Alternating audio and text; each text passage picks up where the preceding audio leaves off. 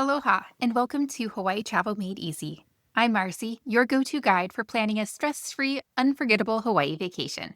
If this is your first time listening, welcome. I've been to Hawaii more than 40 times, and I love helping families and first-time visitors plan incredible trips without the stress. Today, we're talking about one of the most famous road trips in the world, the road to Hana on Maui. Some people absolutely love it, and others aren't sure if it's worth the time. So, in this episode, I'm breaking down everything you need to know to decide if this is the right adventure for you. We'll cover the best stops, which ones to skip, how long the trip takes, whether to drive yourself or book a tour, what to pack, where to eat, and whether or not you should drive the backside of the road to Hana. I also want to include a shameless plug for joining our Patreon community. We have levels starting at just $5 a month, and they give you access to all kinds of planning materials. Plus, it's an easy way to support this podcast so I can continue to provide Hawaii content. So, if you're debating whether to do this drive, or you just want to make sure to do it right, keep listening. There are so many stops along the road to Hana, but let's be honest, you won't have time for all of them. The entire drive is packed with scenic views, waterfalls, hikes, and roadside stands. And while it's tempting to stop at every turnout, that's a fast way to turn an epic day into a super stressful one. So, here are the absolute best stops that I recommend prioritizing if you want to get the most out of your adventure. The Garden of Eden, which is at mile marker 10. This is one of the first major attractions, and it's a beautiful botanical garden filled with tropical flowers, bamboo groves, and incredible ocean views. It's super kid-friendly and a great way to stretch your legs early in the drive. You'll also get a chance to see where parts of Jurassic Park were filmed, which is a fun bonus for movie fans. There is an admission fee, but I think it is totally worth it. Next is the Keanae Peninsula at mile marker 17. This detour is 100% worth it.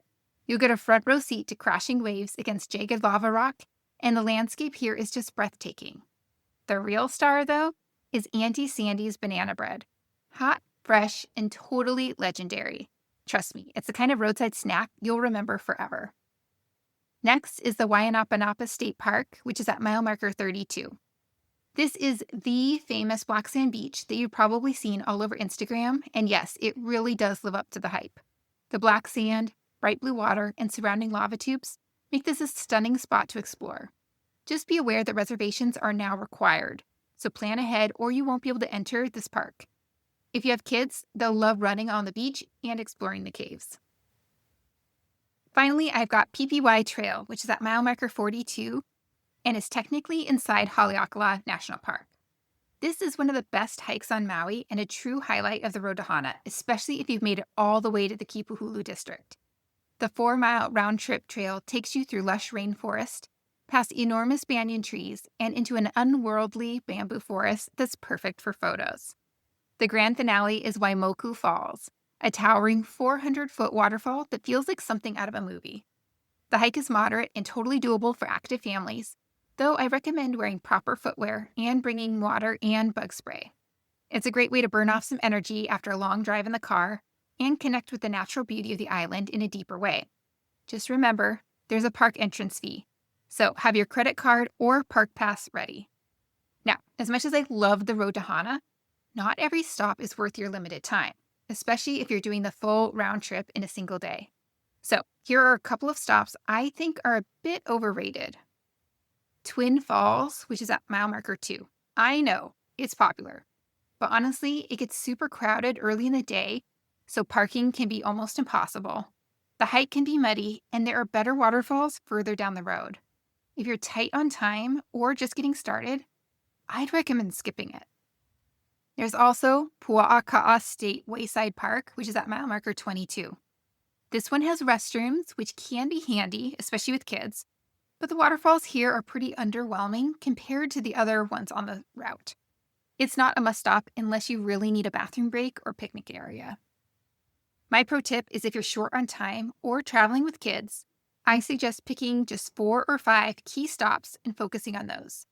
Trying to squeeze in everything will leave you exhausted and likely missing out on the magic of just enjoying the drive itself.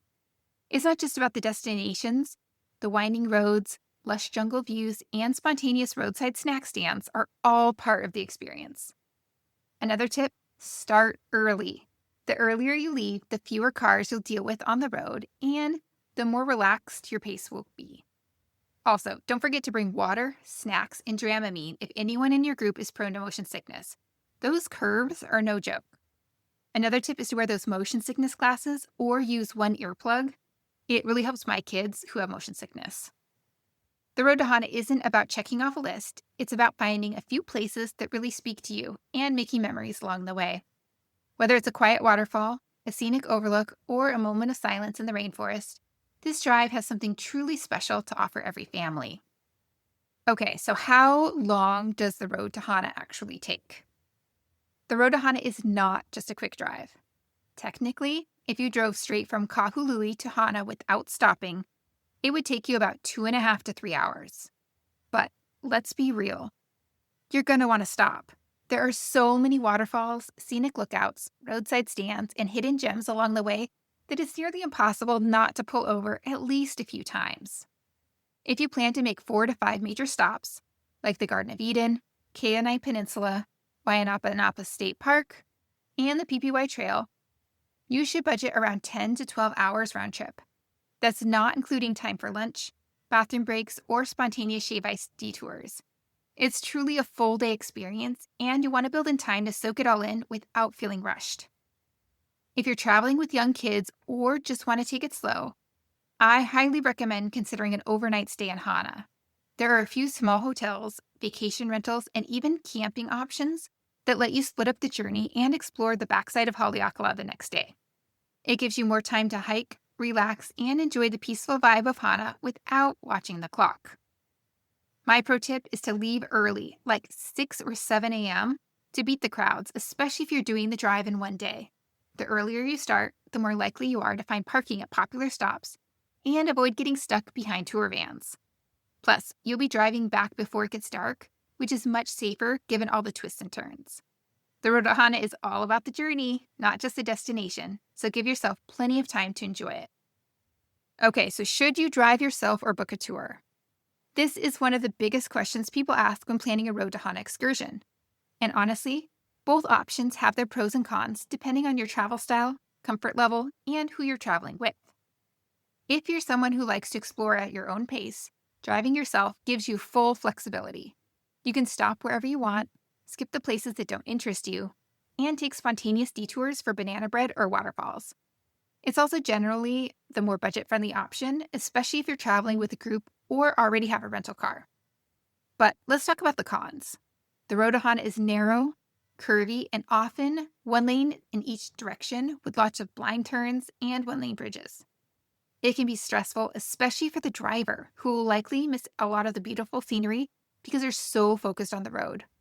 If you're not a confident driver or you're prone to fatigue on long drives, this route can be mentally exhausting. And if your rental agreement doesn't cover the backside of the island, you may be limited on where you can go. Now, if you want to sit back, relax, and soak in the scenery without worrying about driving, a guided tour is an awesome option. Tour guides often share fascinating stories about the history, culture, and legends of the area that you'd probably never hear otherwise. Some even include access to private stops that aren't open to the general public, which can make your trip feel a bit more exclusive. The trade-off is that you're on a schedule. You may not get to linger at a stop you love or skip one that doesn't interest you. And if you're traveling with young kids, the long hours on a bus might be a challenge unless they're great at napping or entertaining themselves. So my pro tip is if you're prone to motion sickness, don't love driving on narrow mountain roads, or just want a more laid-back day, a guided tour might be your best bet. On the flip side, if your family likes to go at your own pace and you're comfortable navigating twisty roads, driving yourself can be an unforgettable and empowering experience. Either way, the journey is part of the adventure. All right, the road to Hana is an all-day adventure, so you'll want to pack smart to make sure you're comfortable, prepared, and able to enjoy every stop along the way. Here are my essentials. First is food and snacks. While there's some amazing roadside stands, like Auntie Sandy's banana bread or fresh coconut stalls, they can be spread out and some close early. Bringing your own snacks, especially for kids, is a great way to avoid hunger-related meltdowns. Number 2, water and electrolytes. Hydration is key, especially if you're planning to hike or spend time in the sun. Pack plenty of water and consider electrolyte drinks or tablets to stay refreshed. Number 3, motion sickness remedies. The road to Hana has more than 600 curves and tons of one-lane bridges. If anyone in your group is prone to car sickness, bring Dramamine, motion sickness bands, or ginger shoes. It can really make or break the experience. Number 4, cash. Some of the best roadside stops are cash only, including fruit stands, small food shacks, and even a few restrooms or parking spots. Small bills are best. Number 5, swimwear and towels. You never know when the urge will strike to jump into a waterfall pool or take a dip at the black sand beach. Pack a towel, a dry change of clothes, and maybe even water shoes for rocky shorelines. 6, sunscreen and bug spray. You'll be outside a lot, whether you're hiking through bamboo forests or lounging on a beach. Reef Safe sunscreen is a must, and bug spray will help keep the mosquitoes at bay, especially near waterfalls. Also, consider packing a small first aid kit, wet wipes, hand sanitizer, and a plastic bag for wet clothes or trash. These little things make a big difference on a long day trip. My pro tip is to download an offline map or a Road to Hana audio guide before you go. There's no cell service for most of the drive, and GPS can be unreliable. Apps like Shaka Guide or Gypsy Guide are great for commentary and directions, especially if you're driving yourself. And don't forget to fill up on gas before you leave Kahului. Gas stations are few and far between once you hit the road. Packing thoughtfully ensures you can focus on the beauty and adventure of the drive, not scrambling to find bug spray or snacks. A little prep goes a long way on the road to Hana. All right, let's talk about where to eat. There aren't a ton of places to eat along the way, but the ones you do find are often run by locals and serve up some seriously delicious food. It's part of what makes the road to Hana so special. Grabbing fresh, island-style eats from roadside stands surrounded by jungle or ocean views. First is Auntie Sandy's Banana Bread at mile marker 17. This place is legendary, and for good reason. The banana bread is warm, soft, and slightly crispy on the outside, and it makes a perfect mid-morning snack. It's especially tasty if you get it right out of the oven. They also sell drinks and a few other snacks, so it's worth a pit stop even if you're not a huge banana bread fan. Next is Hana Farms at mile marker 31. This is more of a destination in itself. They offer fresh fish plates, colorful salads, and some of the best homemade baked goods on the island. The farm setting is beautiful and relaxing, with shaded picnic tables where you can sit and enjoy your meal. It's a great place to fuel up before or after a visit to Waianapanapa State Park. And then my personal favorite, Brada Huts near Hana Town. This food truck is a true hidden gem located just past Hana Town. They serve up flavorful Hawaiian barbecue. Think grilled chicken, juicy ribs, and generous plate lunches. It's hearty, affordable, and super satisfying after a long day of driving and adventuring. If you plan to do the drive early, especially for a sunrise departure, make sure to bring breakfast with you. Most stands won't open until mid-morning, and it's a long stretch between the food options. Packing some pastries, fruit, or even breakfast sandwiches or spam musubi can go a long way. My pro tip is to always carry snacks and drinks in the car just in case your chosen food stop is closed or out of what you wanted. They often sell out or close early depending on the day. And don't forget to bring cash for those small local vendors. Some don't accept cards or may lose service due to spotty signal in remote areas. Eating along the road to Hana isn't just about filling up. It's a delicious way to connect with the local community and enjoy homemade Hawaiian flavors you won't find anywhere else. So here's something a lot of people don't realize. The journey doesn't have to end in Hana. The road actually keeps going and loops around the southern side of Maui, which locals and visitors often call the backside of the road to Hana. It's a totally different vibe down there.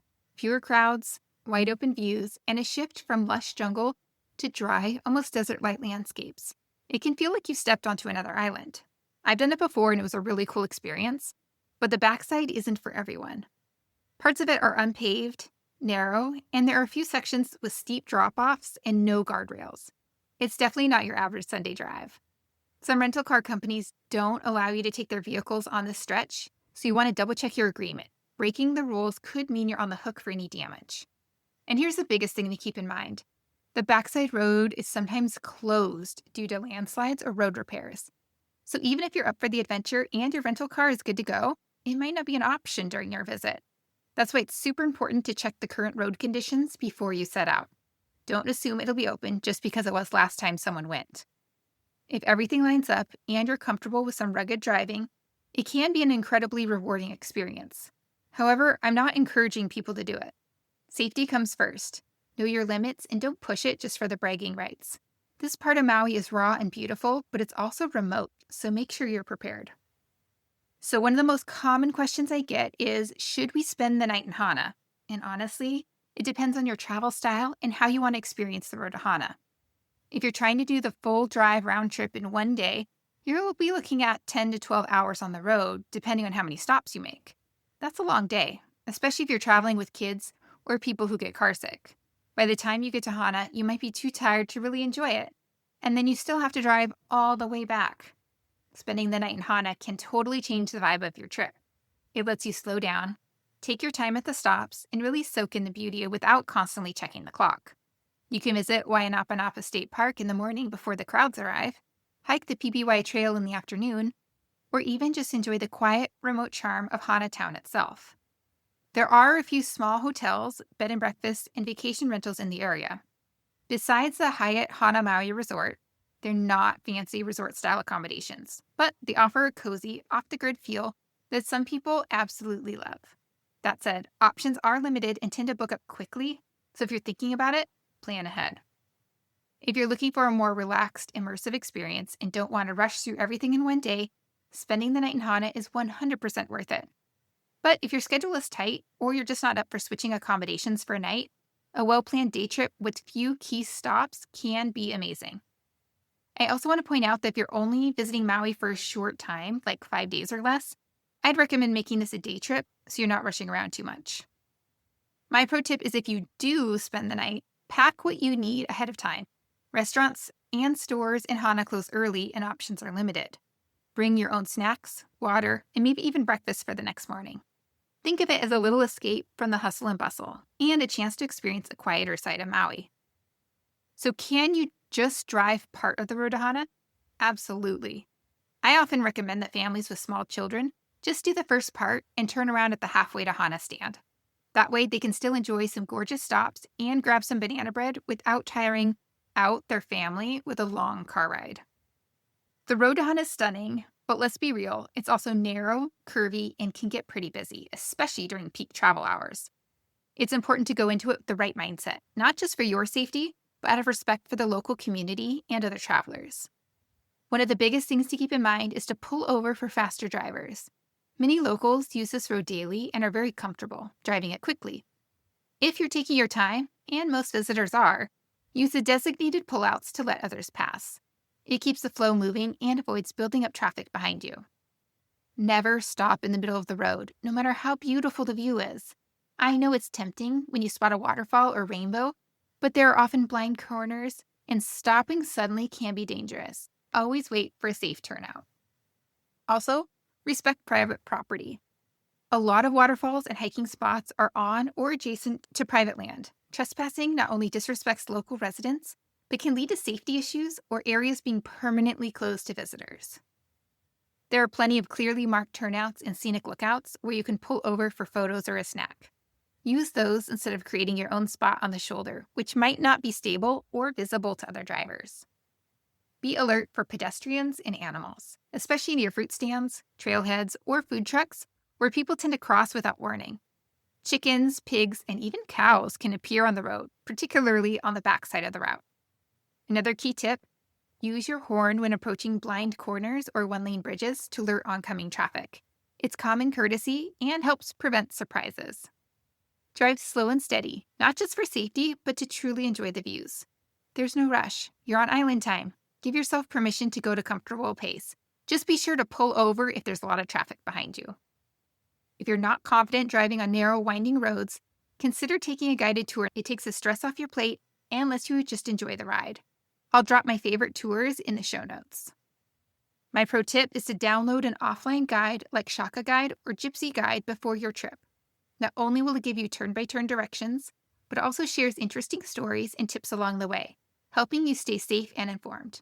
I always download one, even though I've driven the road to Hana multiple times. So when's the best time of year to do the drive?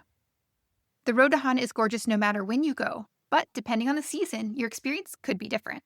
It's important to consider both weather and crowds when planning your drive. Winter months, from November to March, tend to be rainier, especially on the east side of the island where Hana is located. While that can mean lush green scenery and roaring waterfalls, it can also lead to muddy trails, slippery paths, and even temporary road closures due to landslides or flash flooding. If you're visiting during this time, check road conditions before heading out. Summer and early fall, especially July through September, typically bring drier weather. That means more reliable hiking conditions, easier access to beaches, and fewer rain-related surprises. It's a great time to hike the Pipiwai Trail or hang out at Waianapanapa State Park without worrying about soggy shoes. That said, summer is also one of the busiest travel times in Hawaii, especially for families. Expect more traffic on the road and limited parking at the more popular stops unless you leave early in the morning. If possible, try to avoid holidays and weekends, regardless of the season. That's when both visitors and locals tend to do the drive, and things can get pretty congested. Weekdays are your best bet for a more relaxed and spacious experience. Spring and fall are great shoulder seasons. You get more predictable weather than winter, but fewer crowds than summer. Plus, accommodations and rental cars tend to be more affordable during these off-peak times. Another factor to consider is daylight hours. In winter, the sun sets earlier, which shortens the window for sightseeing and makes it riskier to drive back in the dark, especially for first-timers. My pro tip is no matter when you go, start early, ideally by 6 or 7 a.m. Not only will you beat the crowds, but you'll also have more time to explore and enjoy each stop without feeling rushed. And don't forget to check for any updated road conditions or weather alerts before heading out. The road to Hana is all about the journey, so timing it right can be really magical. All right, that's a wrap on today's episode. Hopefully you now know exactly how to plan your road to Hana adventure.